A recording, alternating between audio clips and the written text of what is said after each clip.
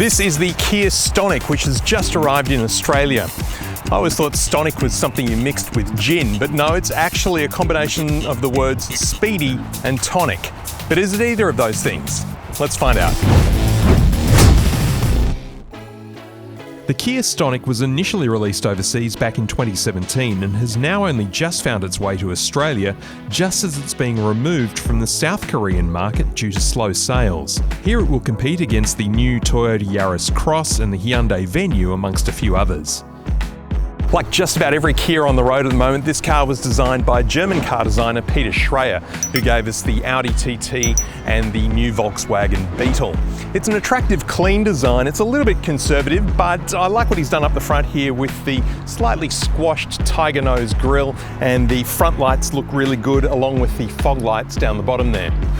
We've got good looking 17-inch alloys, a rear spoiler up on top here, there's a rear diffuser down the bottom, not actually sure that does all that much, and a couple of fake exhausts next to that, which normally I'd criticise, but they actually mimic the look of the fog lights up the front, so I think it's actually a nice touch. All up, I think the rear end looks really good.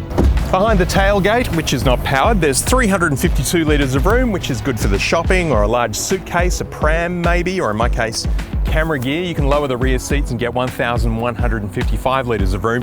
It's not a flat floor though, there is a bit of a hump in the middle there and a space saver tyre under the floor.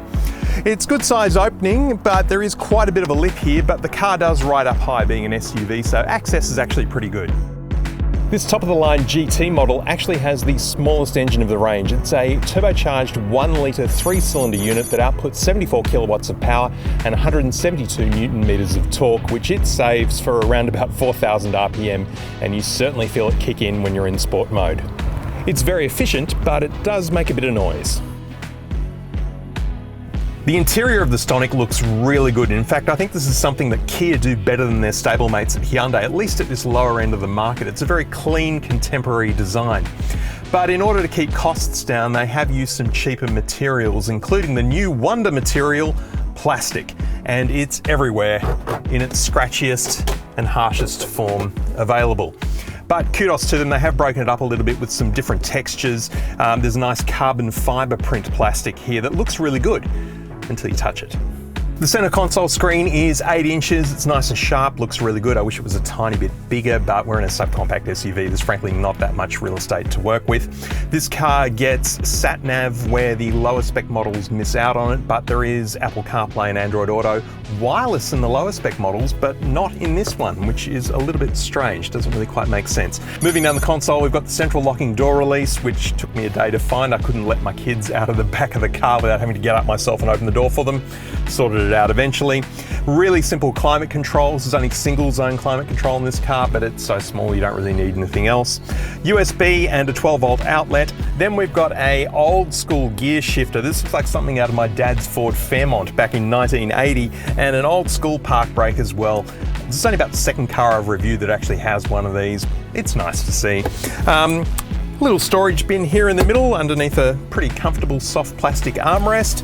A good steering wheel. This is pretty much the standard Kia unit that you get across the board. Plenty of controls on here. The instrument cluster looks a little bit old school with its dials, but it's a very clean, clear display with a screen in the middle with a few customizable options there. I really like these seats with the faux leather inserts and the nice cloth finish here. It's not really stitching, it's more sort of a plastic pattern that's printed onto them. That's the tiger nose grille that you see up the front of all Kias.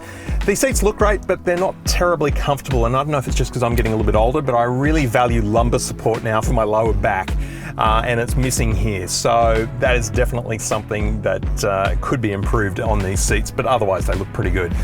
All right, back seat of the Kia Stonic subcompact SUV. And I could have told you this without getting into it, but it is too small for me. At 190 centimeters tall behind my own seating position, I've got my knees firmly into the seat in front of me. Headroom's actually pretty good. I'm not touching the ceiling really. There's a bit of a hump here because of the sunroof, but no, this actually kind of works from a headroom point of view. There's no rear armrest, no air vents back here, but there is one extra USB, and that's about all there is really to report about the back seat of the Kia Stonic. There's 3 drive modes: Eco, Normal and Sport. And by default, every time you turn the car on, it's in Eco mode, which is a bit too eco in that you put your foot down and nothing happens for the first second or two. The performance is so pulled back that there's just really no performance at all. So I do find it necessary to switch into either normal or sport on every trip to get anything that kind of feels like how a car should feel. And at roundabouts, actually, that can be a bit of a problem because you've got to be quite precise in your timing at roundabouts to get out of the way of the next car that's coming. And if you put your foot down and nothing's happening, it gets your heart going, even if the car isn't. The Stonic does a weird thing in sport mode though, where you can put your foot down and there's lots of engine noise, but no real increase in speed until we get to about 4,000 RPMs, and then suddenly it's almost like whiplash. You can just suddenly feel it kick in. It's like the engine goes to the wheels. Oh, that's right, we've got to turn a little bit faster now. The dual clutch transmission in this car kind of wanders around all over the place a little bit. It's often not in the right gear. And I think, and I'll probably get in trouble for saying this, but I think this is a situation where a CVT might actually be a better option. And it's relatively quiet in here, aside from the engine noise at high revs, like that. The Stonic is a very easy, pleasant car to drive. There's fantastic visibility out the front here. There's no blind spot warning on the rear vision mirrors. That is one notable omission, but there's good visibility out the side windows anyway, which is great, and also out the back as well. With an on-road price of about $35,000, the Kia Stonic GT line is fantastic value for money. And in fact, last night when I went to the Kia website, I noticed they'd knocked about $4,000 off the price.